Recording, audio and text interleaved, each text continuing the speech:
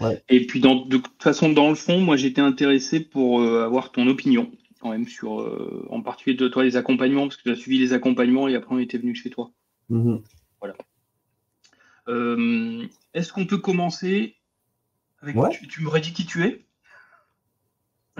Donc, Julien Robillard, moi, je suis en charge des activités de diffusion au sein d'une association départementale de cinéma qui s'appelle Ciné Passion. Et j'ai la grande chance de piloter deux salles de cinéma en direct, un cinéma mono-écran sur la ville de Boulazac et un cinéma itinérant qui sillonne la Dordogne et le département. Et au-delà de ça, j'accompagne un réseau d'établissements cinématographiques dans le département, donc 11 autres salles de cinéma. Et je suis également secrétaire de l'association régionale SINA, qui fédère 150 établissements cinématographiques. Et je travaille notamment sur des sujets structurels dans les salles de cinéma, donc comme le cinéma vert, comme amener des animations innovantes dans les salles de cinéma. Voilà, faire réfléchir un peu la filière cinématographique au monde de demain. Tu t'ennuies pas, quand même. Disons Non, quand même. Nous, on s'était rencontrés dans le cadre de SINA. Mm. Ça, et c'était vers 2022, il y avait des enjeux de sobriété.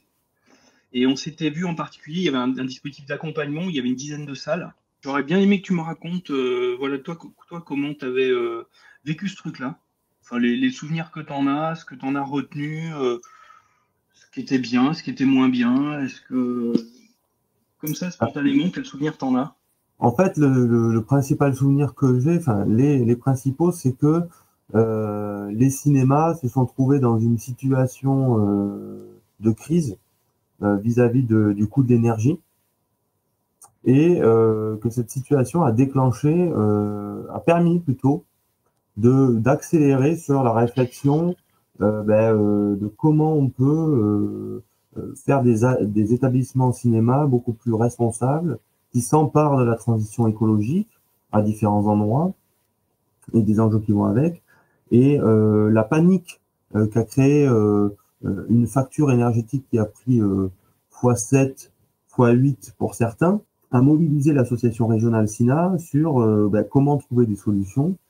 Et ce qui était intéressant, c'est que c'est par l'interfilière culturelle régionale que finalement est venue la question, parce que c'était une réflexion partagée, de la sobriété énergétique des bâtiments, des équipements, et que c'était vraiment à cet endroit-là que il fallait qu'on mette un grand coup d'accélérateur. Et du coup, on a été présenté assez rapidement sur un modèle un peu là, on a quelqu'un qui est prêt à expérimenter avec nous, qui est prêt à faire tomber tout ce qu'on peut, tous les préjugés, les préconçus sur ce que c'est l'énergie dans un bâtiment, parce que de toute façon, on est au pied du mur, donc il faut chercher des solutions. Donc, Est-ce que c'est correct? J'ai souvenir, tu dis qu'il y avait une situation de crise. Euh, Moi, j'avais souvenir qu'elle se présentait sous une forme un peu particulière. Tu vas me dire si c'était le représentatif, mais il y avait finalement peu de gens qui payaient leurs factures en direct, enfin peu de structures, mais que la menace, d'une certaine manière, elle arrivait plutôt par la collectivité, souvent. C'est-à-dire la collectivité qui dit ben, c'est bien joli les cinémas, mais ça nous coûte cher et ça nous coûte de plus en plus cher. Donc, nous qui avons des factures qui explosent, une des solutions, c'est de fermer le cinéma partiellement ou totalement. oui, ça a été de deux natures hein, quand même. C'est-à-dire que dans l'association régionale, il y a plusieurs types d'exploitation. Ouais. Il y a des exploitants privés qui, ce sont eux qui, lors des assemblées générales, ont levé leurs factures en l'air en disant, là, moi, j'ai 20 000 balles à sortir le mois prochain, je fais comment?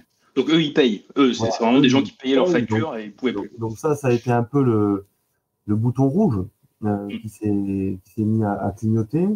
Et le temps municipal étant ce qu'il est, c'est-à-dire un peu plus porté sur le temps long, effectivement, les factures sont arrivées plus tard. Et là, il y a eu quelques collectivités, effectivement, qui se sont posé la question d'évaluer parmi leurs bâtiments municipaux une forme de hiérarchisation dans le fait de chauffer ou pas des bâtiments, et ensuite dans le fait de maintenir ouvert ou pas des bâtiments. Et là, on s'est retrouvé avec les mêmes réflexions qu'au moment du Covid, c'est-à-dire on ferme les lieux culturels en premier, Ouais. parce que pas nécessaire. C'est-à-dire que les élus qui ont été élus en 2020 au moment du Covid, avec ce récit, qui est que la culture pouvait être fermée en premier, dans une situation de crise énergétique, a reproduit le schéma. Après, les élus font avec leur expérience, hein, c'est pas ça. Ce que ça note, c'est que il y a un besoin de formation des élus à l'endroit de la transition écologique, et que quand on arrive avec des arguments, on arrive avec en étant formé et en démontrant qu'en fait on fait preuve déjà de sobriété énergétique, et c'est à cet endroit que notre échange a été intéressant, parce que ça s'est fait dans le même temps, et du coup on a pu apporter des arguments et éviter ces situations de fermeture. Mais par contre, on s'est retrouvé avec, à certains endroits, des médiathèques qui sont venues dans le hall des salles de cinéma. C'est-à-dire que les médiathèques, eux, n'ont pas évité à certains endroits des situations de fermeture. Ou alors, je cite un exemple qui est plus courant. Dans le milieu rural, on a fait énormément de salles des fêtes, de salles d'animation, de salles socio-culturelles, qui sont des salles où on peut faire tout, on peut faire rien aussi. Donc, en gros, des salles qui végètent. Et ces salles-là, en fait, les élus se sont rendus compte que elles étaient chauffées, alors qu'il ne s'y passait rien. Et donc là, ces salles-là, elles ont été radicalement fermées au moment de cette crise énergétique. Mais bon, comme le vélo, les bonnes habitudes se reprennent. Ah ouais. Oui, là, on est dans une situation où, au niveau du coût de l'énergie, on retombe à des choses à peu près normales, en tout cas moins contraignantes. Donc il surveille moins. Ouais, il surveille. Le dernier exemple en date que j'ai, hein, moi, c'est sur cet exemple de salle socio-culturelle, c'est que j'ai reçu. Il y a quand même un problème sur la consommation énergétique de cette salle, et j'ai reçu du coup le planning horaire de l'allumage du chauffage, parce que on a été mis en phase de quand on arrive, en fait, il n'y a plus le chauffage. Bon, on arrive pour faire des séances de cinéma dans le cadre du cinéma itinérant. Les collègues arrivent, ouvrent le bâtiment et il n'y a plus de chauffage. Donc, on s'est dit, mais on n'est pas au courant. Donc, quelles sont les plages où ça chauffe? Donc, ce qui est positif, c'est qu'on a un resserrement de la plage sur vraiment le temps où on est là. C'est-à-dire que, en fait, quand on arrive, en fait, ça s'allume une demi-heure après et ça s'éteint au moment du départ du public. Ça, c'est un truc qu'on avait vu, ça, dans la compagnie. Voilà. Mais là où c'est plus curieux, c'est qu'ils ont rajouté une plage horaire de chauffage entre 2h et 6h du matin. Ah ouais. Et donc, l'argument qui m'a été... alors moi, j'ai posé une question naïve, j'ai dit, mais du coup, il se passe quoi ce jour-là, à ce moment-là plutôt? Et ils m'ont dit, mais c'est parce que c'est les heures creuses. Donc, ils ont un tarif horaire en heures creuses. Ah ouais. Donc, bon, je ne me suis pas permis de dire, mais même si c'est les heures creuses, vous payez donc du chauffage pour les araignées, parce que bon, il faut garder quand même une relation avec les élus. Mais c'est vrai que ça pose question. Ce qui est étonnant dans ton exemple, c'est que, avec tout le respect que je te dois, toi, tu n'es pas thermicien. C'est-à-dire que tu n'es que organisateur de cinéma, gestionnaire de cinéma, et là, dans le cas que tu m'expliques, tu me présentes, tu viens questionner le planning de gestion du chauffage de la salle dans laquelle tu travailles. Ouais. C'est quelque chose que tu faisais avant ou c'est venu justement, c'est un peu représentatif du type un peu d'entraînement qu'on a pu faire? Ah, totalement. C'est-à-dire que il ne me serait jamais permis de questionner ce planning-là si j'avais pas eu l'accompagnement dont on a bénéficié depuis 2 ans, enfin, pendant 2 ans à SINA, c'est-à-dire des échanges réguliers avec toi, cette formation vraiment en design énergétique, qui aujourd'hui me permet de questionner et puis surtout de positionner les besoins en énergie au moment où il y a du public, au moment où du moins où il y a des gens. C'est-à-dire que les besoins en énergie sont nécessaires quand il y a des gens. Et C'est pas ça, évident ça avant? C'est un changement pour toi? c'est un changement, oui. Alors c'est un changement parce que parce qu'avant, je ne me posais pas la question. Voilà. Et, et le changement, c'est surtout que maintenant, je vois que en fait, les logiques qui sont en place ne sont pas en place pour les gens, mais sont en place pour les bâtiments, c'est l'argument, mais pour surtout un système énergétique qui doit théoriquement fonctionner, mais en fait, on ne sait pas trop pourquoi. Quand au bout d'un moment, au bout des discussions qu'on a avec euh, des techniques ou des élus, ben en fait, euh, souvent la première réflexion, non, mais le chauffage, c'est comme ça fonctionne comme ça. Ah ouais. Et comme ça, mais d'accord, mais pourquoi en fait? Pourquoi on chauffe? Donc voilà, et là, on arrive souvent en butée. Parce que derrière, l'étape d'après, comme on l'a fait en formation, c'est de renverser la table. Et, et du coup, en face, c'est pas qu'ils le savent, ils le perçoivent, que si on va plus loin dans la discussion, un château de cartes va tomber. Donc comment on fait dans ces cas-là? Voilà, donc c'est la situation dans laquelle, c'est le moment dans lequel on est, et ce que ça m'a apporté, c'est surtout une confiance en moi sur ce sujet, avec un argument qui est difficilement démontable de la part des personnes en face, puisque C'est factuel, c'est très factuel finalement. Et ça touche le besoin des personnes. C'est-à-dire que quand je dis, en fait, le public, il a besoin que du chauffage au moment où il arrive dans la salle, en fait, on ne peut pas m'opposer quoi que ce soit. C'est pas discutable, ouais. Voilà.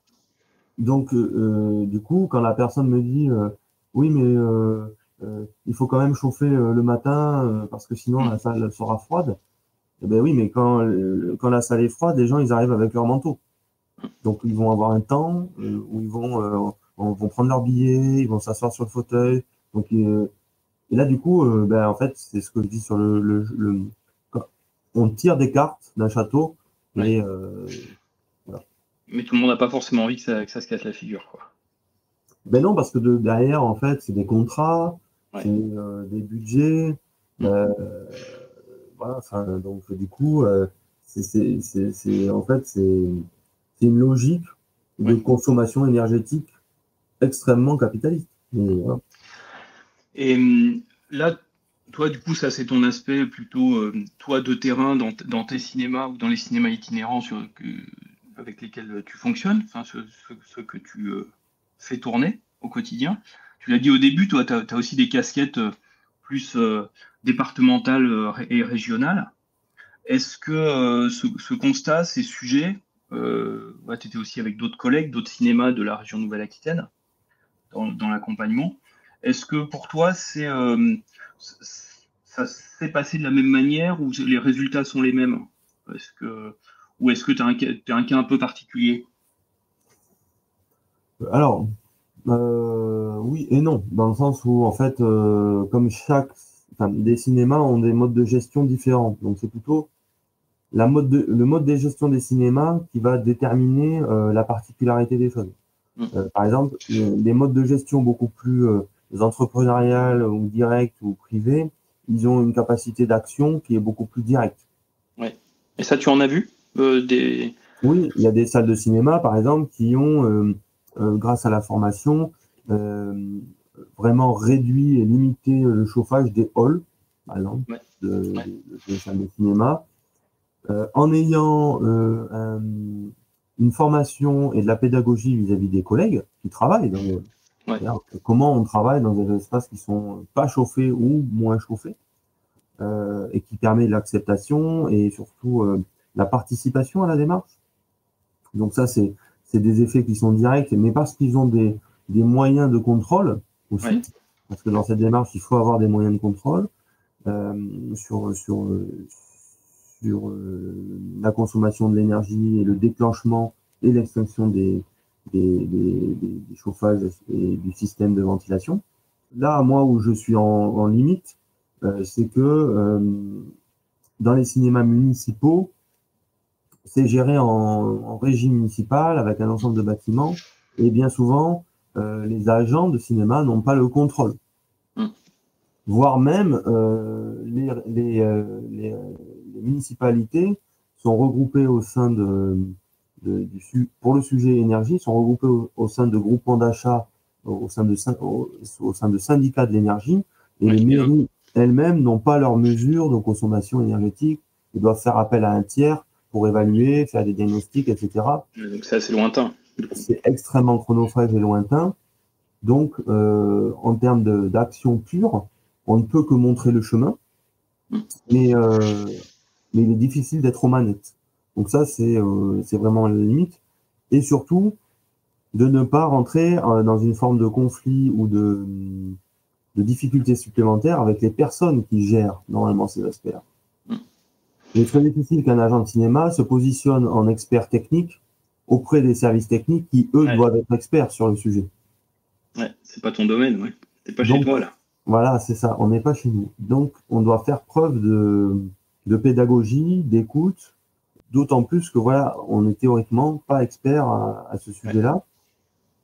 Il y a de l'écoute, il y a des communes qui enclenchent des démarches, mais c'est plutôt des grosses communes d'agglomération qui sont dans des feuilles de route, type Néoterra ou ce genre de choses. Une feuille de route régionale, celle-là.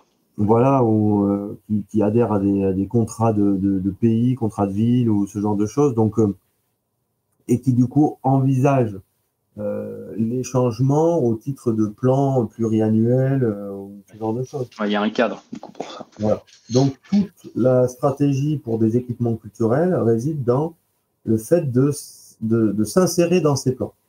C'est-à-dire qu'on ne nous oublie pas, en fait. Ouais. Et souvent, c'est le problème des établissements culturels. C'est-à-dire qu'il est très facile de dire bon ben on met dans notre plan l'EHPAD, l'école, le restaurant scolaire ou le restaurant municipal, la mairie. Bon ben là c'est du lourd, c'est des grosses structures à aimer. Et puis en fait, si le cinéma dit pas et moi, ben en fait on va pas. Tu passes à côté. Voilà, on va passer à côté. C'est la même histoire qu'avec la fibre, par exemple. Oui, vous avez eu le même cas? Ah ouais. Ah ouais, totalement. C'est-à-dire que, bon, moi, je suis à fond sur les cartes fibre, je suis même geek, j'adore ça, je regarde où arrive la fibre et tout ça. Et donc, je voyais que des communes de mon réseau de salles en milieu rural s'éclairaient. Ok, donc du coup, il y a la fibre à Terrasson, il y a la fibre à Montignac, là, il y a la fibre à tout ça. Donc, j'allais questionner les responsables de fibre du secteur. Bon, après, la fibre, là, c'est encore aussi des répartitions très intéressantes au niveau des entreprises, sur les marchés et tout. Enfin bon, bref. Et en fait, je me rends compte que la mairie, quand elle communiquait son plan fibre, bien souvent, le cinéma ou les établissements culturels n'étaient pas dans le premier plan. D'accord, passez après. Donc du coup, la fibre arrivait dans la commune, mais trop loin du cinéma. Or, depuis le passage au numérique, vous êtes très dépendant, vous téléchargez en fait. Voilà, on reçoit les films de manière dématérialisée. Donc on a besoin de cette fibre. Bon voilà, donc du coup, ça a nécessité une deuxième tranche de travaux, et les cinémas sont fibrés, mais voilà, c'est un exemple. Un peu derrière, ouais. Le contexte, c'est pas, vous n'êtes pas forcément identifié comme des acteurs en front, en pointe sur, là c'était le sujet numérique, mais également sur l'énergie, on pense pas à vous en premier, quoi. C'est ça. Ouais. Je t'en pose une dernière, parce que on n'a pas toute la journée quand même. Si c'était à refaire, un dispositif comme ça d'accompagnement, déjà, est-ce qu'il faudrait le refaire pour toi? Est-ce que c'est utile? Et s'il y avait des choses à changer, il faudrait changer quoi? Du coup, ça fait une double question. Alors moi, je pense qu'il faut effectivement le refaire et en faire la promotion. Je pense qu'il faut envisager des sessions en interfilière culturelle avec potentiellement avec plusieurs établissements culturels d'un même territoire. Donc ce que je dis, c'est plutôt qu'un axe métier un peu comme on avait là, c'est que des cinémas. Toi, tu penserais plutôt à un axe régional ou départemental, enfin géographique en fait, une clé géographique. Oui, parce qu'en fait, on se rend compte que ça se joue à l'échelle d'un territoire. C'est-à-dire qu'à un moment donné, quand, je sais pas, je dis n'importe quoi, il y a une entreprise qui va équiper toute une commune ou tout un territoire en solution de chauffage et ventilation. si en fait tous les usagers de ces systèmes ont le même discours sur ce territoire, eh ben, ça aura plus de force que s'il n'y a que le cinéma qui porte un discours. Donc, et aussi, les élus ou les propriétaires ou en tout cas ceux qui tiennent à un moment donné les décideurs, quoi, bah, ils vont se voir qu'autour d'eux, il y a de plus en plus de réflexion. Et de la même manière qu'on réfléchit, que tu nous as appris à réfléchir le chauffage sur la personne dans sa singularité, et bien en fait, je pense que cette réflexion-là, pour qu'elle soit globale, il faut qu'elle soit hyper locale. Super, je l'ai jamais vu comme ça, c'est super. Et donc, en fait, ça, j'aime. Voilà. Donc, en fait, tu vois, c'est très bien là, tu vois, avec Florent, maintenant, on discute là du pôle de compétences régionales sur la transition écologique et tout ça. C'est très bien, ça donne le cadre macro. Ouais. Mais après, là où ça va se jouer, c'est dans l'hyperlocal. Ouais, parce que dans la mise en œuvre, tu as besoin à un moment que ce soit sur ton territoire. C'est ça. Et en interfilière, c'est-à-dire que il faut qu'on sorte de nos rails pour qu'en fait, ce soit une vraie gare, quoi. Que tout le monde, en fait, monte en niveau, au niveau 0, qui est la formation que tu as mise en place. Moi, ça c'est la première chose. La deuxième chose, mais je sais aussi que c'est un type d'accompagnement que tu proposes, c'est de peut-être, du coup, si on se projette dans un temps un peu plus long, c'est de penser en niveau 0, ce qu'on a eu, et ensuite le niveau plus 1. Tu vois? Et si jamais il y en a certains qui ont l'occasion d'aller plus loin, ceux qui veulent continuer. Comment on fait? Voilà. Et je pense que voilà, ça c'est les deux remarques que je fais. Du coup, tu es en manque là, c'est ça? Bah, ça va, j'ai rencontré Florent, donc tu vois. Florent Durim, hein? Oui. D'accord, c'est donc côté filière musique. Voilà. Il y a des choses à faire bouger. Oui, donc du coup, je suis sur le pôle de compétences là. Ouais. Bon, on va se reparler. Voilà, c'est ça. Ça fait quelques. Ok.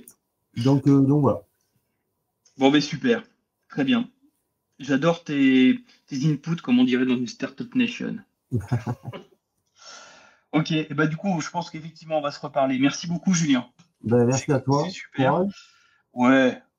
À toi aussi. Continue à faire du cinéma. Plein.